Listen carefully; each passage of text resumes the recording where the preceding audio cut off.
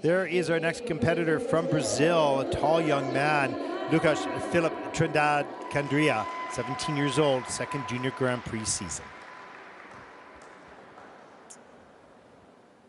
And Lucaz will skate to Enchantress by 2 steps from hell. And he will open up with a triple flip as his first planned element.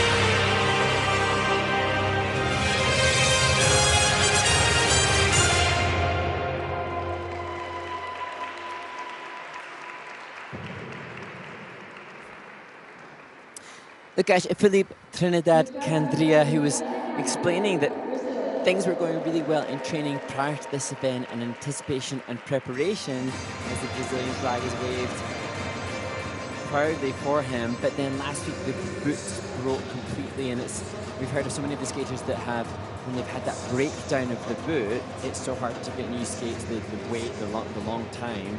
So he's been struggling to just try and cope with that situation. And that perhaps leaving behind some mistakes as we look at the triple saw.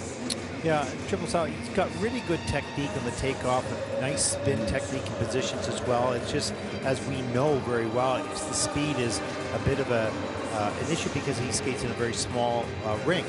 And so it's hard to train in a big rink with power. Now, it'd be interesting study to see if he added a lot of speed to these elements. Could he adjust his timing to work with that?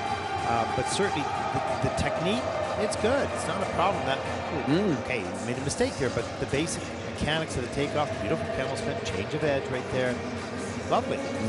There's not a lot of difference here. It's just the speed between the elements, and that I think is related a little bit more to the facility that he has to train.